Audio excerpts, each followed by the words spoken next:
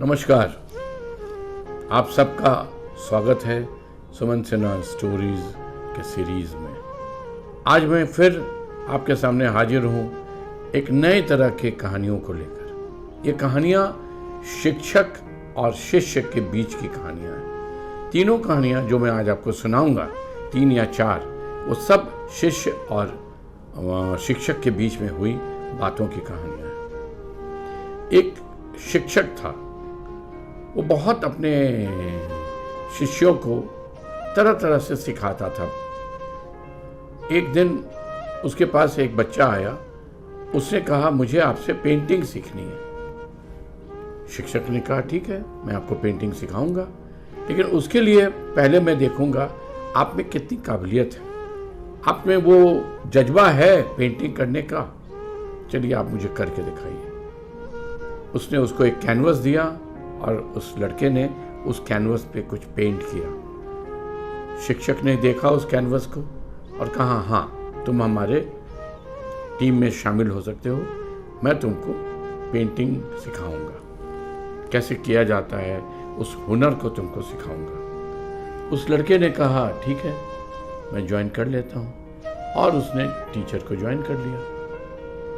कुछ दिन के बाद उसने टीचर से पूछा कि अब मैं तैयार हूँ, क्या मैं पेंटिंग कर सकता हूँ? टीचर ने कहा नहीं, अभी नहीं, अभी कम से कम 1-2 साल और लगेगा। फिर 2 साल के बाद उस लड़के ने फिर से पूछा, सर क्या मैं अब अपनी पेंटिंग शुरू कर सकता हूँ?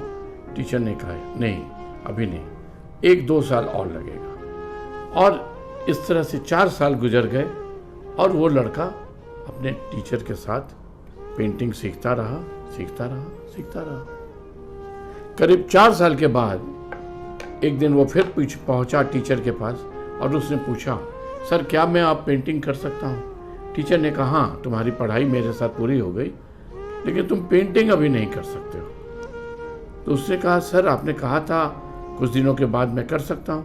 बोला नहीं, अभी नहीं कर सकते हो। तुम ऐसा करो, अभी कुछ दिनों के लिए किसान के साथ है, किसी किसान को जानते हो तो उसके पास जाओ और उसके साथ मिलके किसान का काम सीखो, एग्रीकल्चर फील्ड में काम करो कम से कम 2 साल, और फिर मेरे पास आना। वो शिष्य जो था वो अचंभित हो गया। उसने कहा सर मैं आपसे पेंटिंग सीखा हूँ 4 साल, और अब पेंटिंग सीखने के बाद आपने कहा कि मेरी पेंटिंग की पढ़ाई पूरी हो गई है, अब आप मुझे बोल रहे हैं मैं जाके एग्रीकल्चर का काम सीखूं। तो मैं तो पेंटर बनने आया था ना सर। तो शिष्य ने ऐसा पूछने पे शिक्षक ने कहा कि नहीं, तुमको अभी 2 साल एग्रीकल्चर सीखना है।